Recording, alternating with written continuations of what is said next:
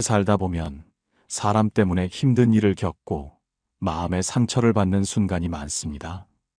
우리는 때때로 누군가를 너무 쉽게 믿었다가 배신감을 느끼거나 기대했던 것과 다른 모습에 실망하기도 합니다. 처음에는 좋은 사람처럼 보였지만 시간이 흐르면서 전혀 다른 진짜 얼굴을 드러내는 경험, 여러분도 한두 번쯤은 겪어보셨을 겁니다. 특히 나이가 들수록 사람을 제대로 알아보는 지혜가 부족하면 그로 인한 손실은 예상보다 훨씬 크고 깊은 아픔을 남기게 됩니다. 젊을 때는 실수를 해도 다시 일어설 시간과 에너지가 있지만 중년 이후에는 그 상처가 정신적으로나 물질적으로나 삶 전체를 흔들 정도로 심각해질 수 있습니다.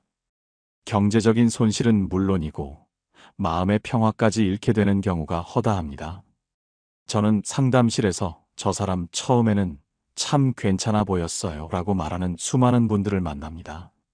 그분들 대부분은 몇 년 동안 믿고 지내온 후에야 상대방의 진짜 본성을 깨닫곤 합니다.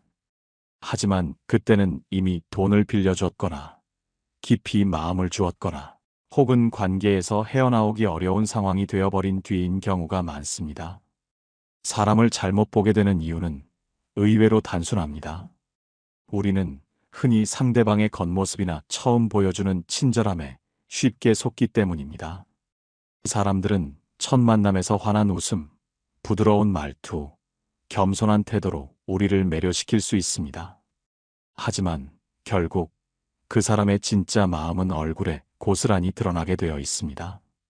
오래된 지혜가 전하듯이 마음은 결국 얼굴이라는 창문을 통해 새어나오기 마련입니다. 오늘은 사람을 처음 만났을 때 어디를 보면 그 사람의 본성을 빠르고 정확하게 파악할 수 있는지, 그 중에서도 특히 중요한 세 곳에 대해 이야기해 보려고 합니다. 이 세 곳을 유심히 살펴보면 상대방이 어떤 사람인지, 그가 어떤 본심과 습관을 가지고 살아가는지가 거의 모두 드러나게 됩니다. 저는 오늘 이 이야기를 통해 여러분이 더 이상 사람 때문에 큰 손해를 보거나 마음을 다치지 않기를 진심으로 바랍니다. 사람을 정확히 볼 수 있는 눈을 갖게 된다면 나쁜 관계는 미리 걸러낼 수 있고 소중한 인연은 더 깊고 단단하게 이어갈 수 있을 테니까요. 자, 먼저 한 가지 사례를 소개해 드리겠습니다. 몇 해 전 한 여성분이 저에게 상담을 요청해 오셨습니다. 그분은 평생 동안 주변 지인들에게 한결같이 베풀고 도와주는 따뜻한 성격의 소유자였습니다.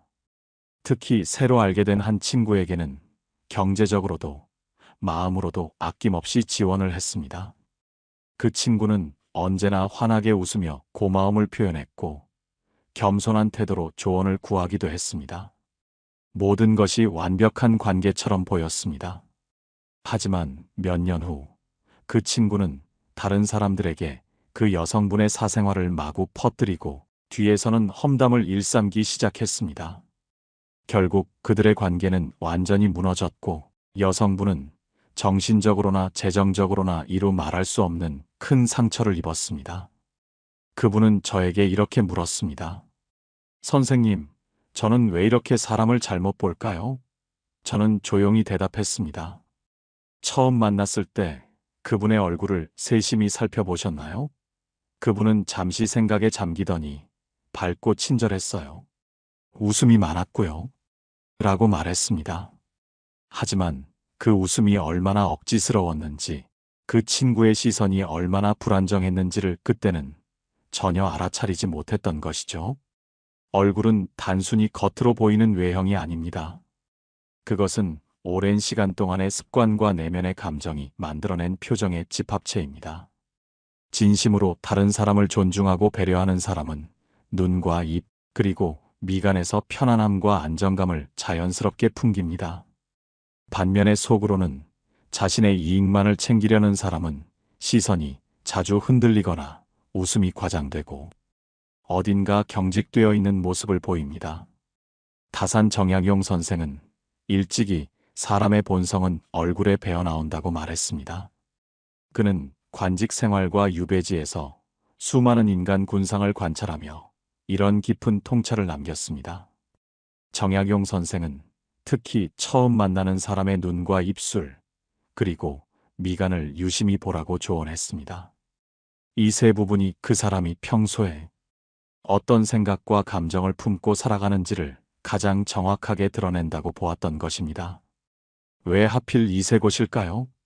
눈은 마음의 창이라 불립니다. 사람이 진심으로 다른 사람을 존중하거나 배려할 때 그 눈빛에는 따뜻함과 안정감이 자연스럽게 담깁니다. 그러나 상대를 이용하려는 마음, 속으로 끊임없이 계산하는 마음은 눈에 불안정한 흔들림이나 탐욕의 빛을 남기게 됩니다. 입술은 그 사람의 말 습관과 태도를 비춥니다. 습관적으로 다른 사람을 비웃거나 경멸하는 사람은 말을 하지 않을 때조차 입술이 한쪽으로 비뚤어지거나 입꼬리가 올라가는 특징을 보입니다. 미간은 감정의 기록장과 같습니다. 짜증과 불만이 많은 사람은 편안한 순간에도 미간에 주름이 깊게 새겨져 있는 경우가 많습니다. 사람을 오래 만나보지 않고도 이 세 곳을 살펴보면 상대방이 어떤 사람인지 큰 틀에서 파악할 수 있습니다. 이것이 바로 얼굴을 통해 사람의 본성을 읽는 지혜의 핵심입니다. 앞으로 이어질 이야기에서는 구체적으로 이 세 곳을 어떻게 관찰하고 판단해야 하는지 실제 사례와 함께 더 깊이 들여다보겠습니다. 여러분이 사람 때문에 더 이상 큰 상처를 입지 않도록 정확하고 실천 가능한 방법을 차근차근 알려드릴 예정입니다. 사람을 잘못 본다는 것은 생각보다 더 깊은 상처를 남깁니다. 특히 나이가 들수록 그 대가는 시간과 돈, 그리고 마음까지 무겁게 요구합니다. 한 남성분이 상담실을 찾아온 적이 있습니다. 은퇴 후 새로운 인간관계를 만들고 싶어 지역 커뮤니티 모임에 나가기 시작했죠. 그곳에서 유난히 친절하고 다정한 한 친구를 만났습니다. 그는 처음부터 형님이라 부르며 살갑게 다가왔고 언제 한번 식사라도 대접하고 싶다며 적극적으로 마음을 열게 했습니다. 처음 몇 번의 만남은 즐거웠습니다. 함께 골프를 치고 술 한 잔을 나누며 인생 이야기를 털어놓았습니다. 그 남성분은 자신이 모아둔 노후 자금, 아이들의 직장과 가족 이야기, 가끔 겪는 건강 문제까지 솔직하게 말했습니다. 하지만 몇 달 후부터 상황은 조금씩 달라졌습니다. 그 친구는 자주 돈에 대한 이야기를 꺼내며 투자를 권유했습니다. 형님 정도면 이건 안전한 투자예요. 연금처럼 안정적이에요. 처음에는 단순한 정보 공유인 줄 알았지만 점차 강하게 권유가 이어졌습니다. 결국 큰 금액을 맡기게 되었고 몇 년 후 돈은 돌아오지 않았습니다. 연락도 끊겼습니다. 그 남성분은 뒤늦게 깨달았습니다. 처음 만났을 때 그의 눈이 너무 자주 이리저리 흔들렸다는 것. 웃을 때는 크게 웃지만 입가가 어딘가 자연스럽지 않았던 것. 대화 중간중간 미간이 불만과 조급함으로 찡그려졌던 것. 그때 그것을 읽을 줄 알았다면 큰 손실을 막을 수 있었을지도 모릅니다. 또한 한 여성분은 자녀 교육 모임에서 친해진 엄마에게 마음을 열어 보였습니다. 그 엄마는 처음부터 유쾌하고 언제나 웃음을 잃지 않았습니다. 하지만 눈빛은 자주 다른 곳을 향했고 이야기 중간중간 미간이 좁아지며 은근히 비웃는 듯한 기운을 풍겼습니다. 그녀는 그때는 그저 그 사람의 성격이겠거니 생각했지요. 몇 달 후 그 엄마가 뒤에서 자신의 가족사를 다른 부모들에게 이야기하고 다닌다는 걸 알게 되었습니다. 그 집은 형편이 좀 그렇다더라. 남편이 사업이 잘 안 된다더라 같은 소문이 퍼졌고 학교 커뮤니티에서 불편한 시선이 생겼습니다. 그 여성분은 한동안 모임에 나가지 못할 정도로 큰 상처를 받았습니다. 이 두 사례는 우리에게 중요한 교훈을 줍니다. 사람의 본성은 결국 얼굴에서 드러난다는 것.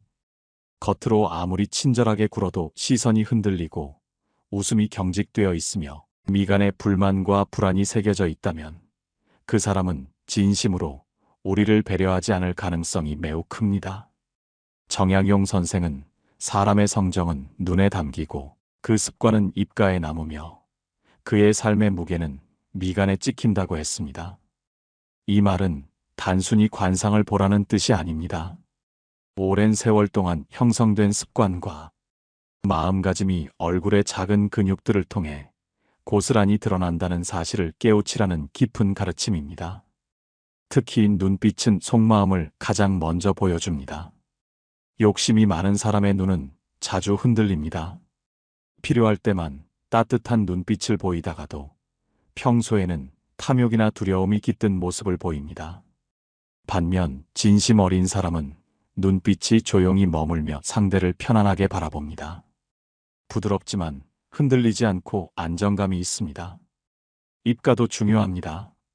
습관적으로 남을 비웃거나 깔보는 사람은 말을 하지 않아도 입술 한쪽이 올라가거나 입꼬리가 비뚤어지는 경향을 보입니다. 이는 평소 경멸하는 마음을 품고 사는 이들의 특징입니다. 또한 거짓된 친절을 가장한 사람은 웃을 때 입술이 자연스럽게 벌어지지 않고 억지로 당겨지는 듯한 경직된 느낌을 줍니다. 미간은 그 사람의 내적 긴장과 스트레스를 보여줍니다. 늘 불만이 많고 세상에 적대적인 사람은 편안한 상태에서도 미간에 주름이 깊게 새겨져 있습니다. 사소한 일에도 짜증을 참지 못하고 타인을 쉽게 평가하는 이들이 그렇습니다.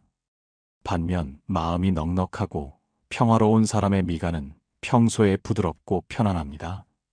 이처럼 얼굴을 읽는다는 것은 미신이나 단순한 관상이 아닙니다. 수십 년간 쌓인 습관과 감정, 그리고 마음의 방향이 만들어내는 흔적들을 관찰하는 것입니다. 사람은 결국 자신이 품은 것을 숨기지 못하고 얼굴에 고스란히 새겨놓습니다.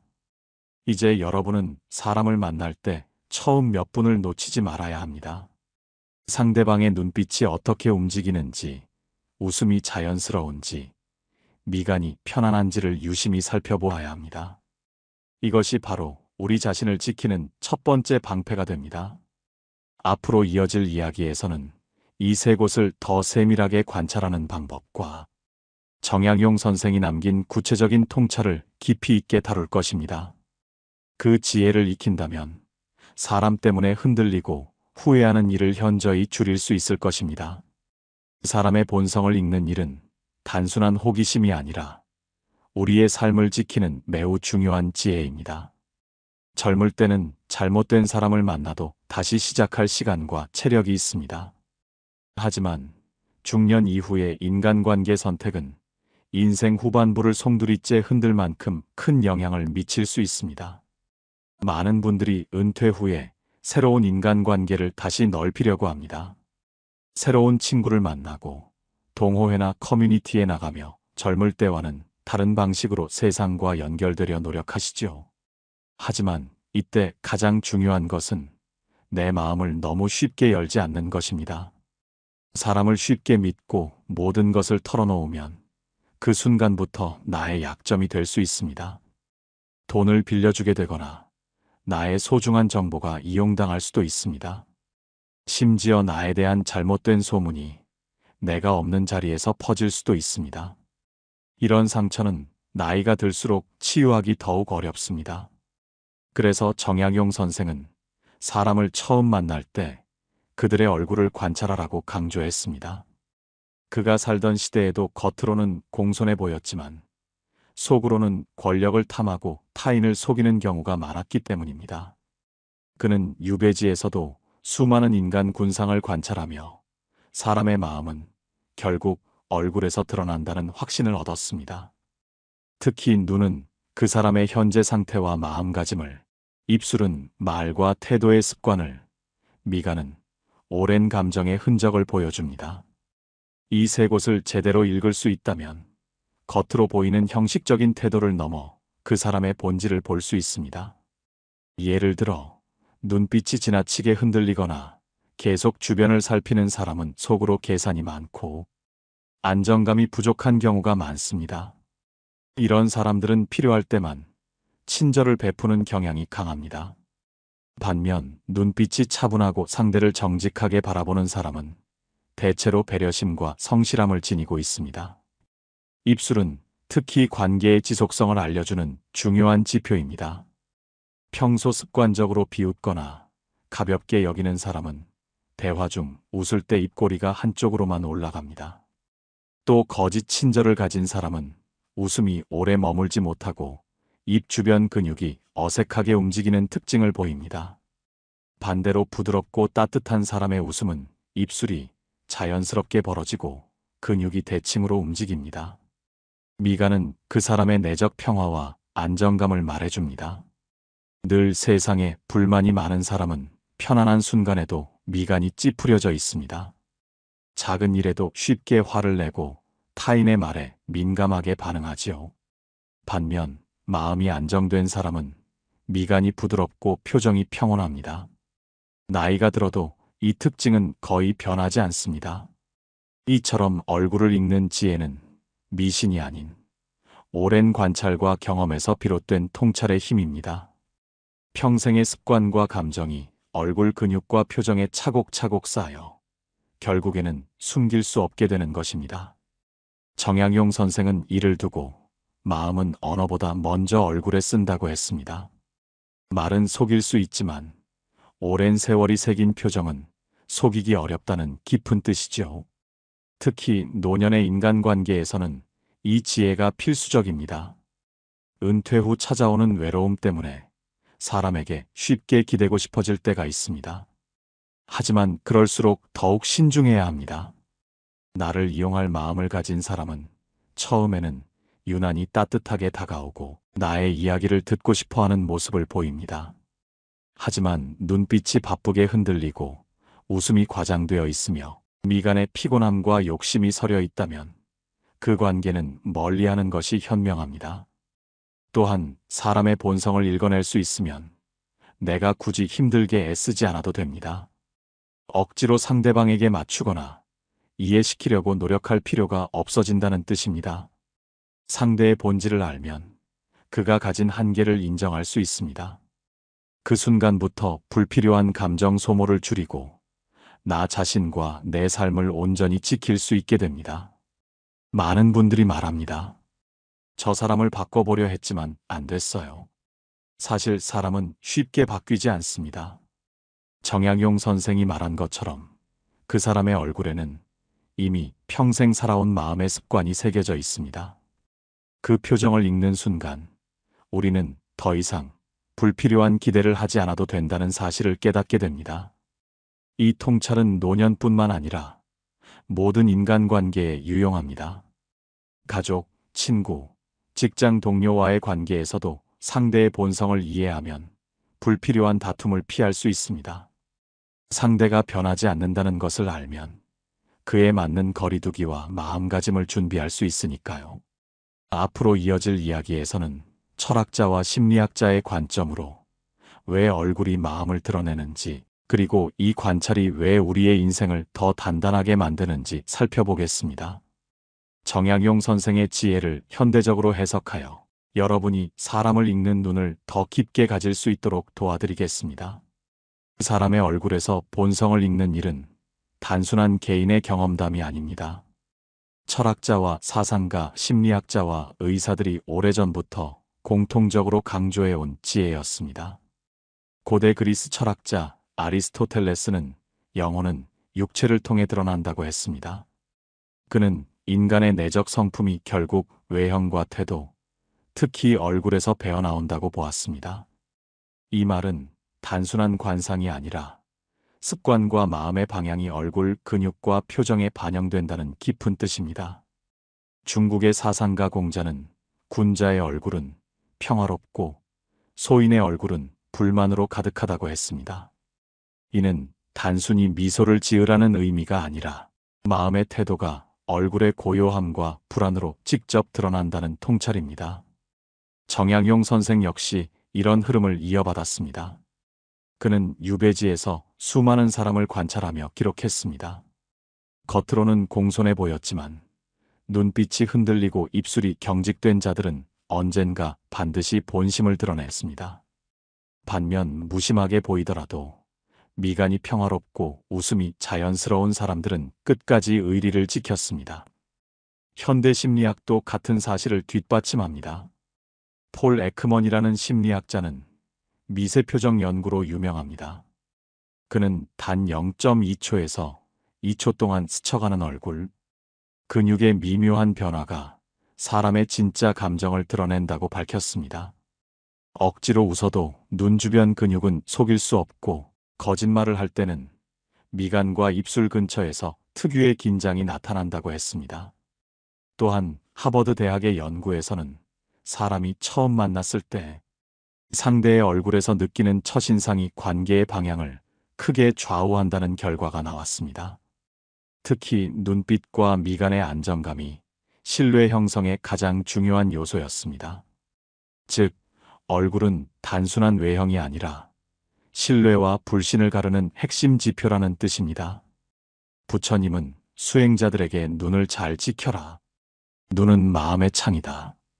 마음을 다스리지 못하면 눈빛은 곧 어지러워진다고 하셨습니다. 수행자의 삶에서 눈은 탐욕과 번뇌가 드러나는 통로였고, 그것을 지켜내야 깨달음에 가까워질 수 있었습니다. 이 말씀은 지금 우리에게도 여전히 유효합니다. 눈빛은 여전히 그 사람의 내면을 가장 먼저 보여줍니다. 여러분도 아마 경험하셨을 겁니다. 겉으로는 친절한데 눈빛이 자꾸 흔들리는 사람, 웃지만 입술이 비뚤어진 사람, 미간에 늘 불만이 서려 있는 사람을 만난 적이 있으실 겁니다. 처음에는 대수롭지 않게 여겼지만 시간이 지나면 그들의 본성이 결국 드러났을 겁니다. 이것이 바로 철학자와 심리학자, 그리고 종교적 가르침까지 모두가 강조해온 진리입니다. 정약용 선생은 사람을 오래 사귀지 않아도 된다. 첫 만남의 눈빛과 미간을 보면 그의 성정을 절반은 알 수 있다고 했습니다. 이는 단순히 상대를 의심하라는 것이 아닙니다. 첫인상을 가볍게 넘기지 말고 그 안에 담긴 본성을 읽어내라는 깊은 조언입니다. 결국 우리는 사람을 만날 때 겉으로 드러난 친절보다 얼굴이 전하는 작은 신호를 읽어내야 합니다. 눈의 흔들림, 입술의 습관, 미간의 평화 혹은 불만. 이 세 가지는 사람의 본성을 보여주는 거짓없는 증거입니다. 앞으로 이어질 이야기에서는 이 지혜를 어떻게 일상생활에서 활용할 수 있을지, 즉 사람을 만나 눈과 입술, 미간을 구체적으로 어떻게 살펴야 하는지, 그리고 그 결과에 따라 어떤 선택과 거리를 두어야 하는지를 현실적인 조언으로 풀어드리겠습니다. 이제부터는 이 지혜를 현실에서 바로 적용할 수 있는 방법을 구체적으로 알려드리겠습니다. 사람을 만났을 때 눈과 입술, 미간을 어떻게 관찰해야 하는지, 그리고 그 결과에 따라 어떤 거리를 두어야 하는지를 실천적으로 정리해 보겠습니다. 첫째, 눈을 관찰하는 법입니다. 처음 인사할 때 상대의 시선을 유심히 살펴보세요. 시선을 자연스럽게 맞추는지, 혹은 계속 흔들리며 다른 곳을 보는지 그 차이를 느껴야 합니다. 진심 어린 사람은 상대의 눈을 편안하게 바라봅니다. 하지만 속으로 계산하거나 숨기는 것이 있는 사람은 시선이 불안정하고 자주 흩어집니다. 또한 필요할 때만 따뜻한 눈빛을 보이다가도 순간순간 차갑거나 무심한 표정을 보이기도 합니다. 만약 눈을 제대로 마주치지 못하거나 계속 다른 곳을 보는 사람이 있다면 그가 긴장하거나 속내를 감추고 있을 가능성이 높습니다. 물론 일시적인 부끄러움일 수도 있지만 만남이 여러 번 이어져도 시선이 흔들린다면 신중하게 거리를 유지하는 것이 좋습니다. 둘째, 입술을 살피는 법입니다. 대화를 나누며 상대의 미묘한 표정 변화를 관찰하세요. 평소 남을 비웃거나 경멸하는 습관이 있는 사람은 웃을 때 입꼬리가 한쪽으로만 올라가는 특징을 보입니다. 또한 억지로 웃는 경우 입술이 자연스럽게 벌어지지 않고 당겨진 듯 경직된 느낌을 줍니다. 이런 경우는 속으로 다른 생각을 하며 겉으로만 친절을 연기하고 있을 가능성이 큽니다. 반대로 부드럽고 따뜻한 사람은 웃을 때 입술이 대칭을 이루고 근육이 자연스럽게 움직입니다. 입가에 힘이 과하지 않고 편안하게 열립니다. 이런 사람은 대체로 속마음과 겉으로 드러나는 태도가 크게 다르지 않습니다. 셋째, 미간을 확인하는 법입니다. 상대가 말을 하지 않을 때 미간의 긴장감을 살펴보세요. 늘 찡그리거나 잔주름이 깊이 새겨져 있는 사람은 세상을 부정적으로 바라보거나 불만이 많을 가능성이 높습니다. 작은 자극에도 쉽게 짜증을 내고 타인을 비판적으로 보는 습관이 있을 수 있습니다.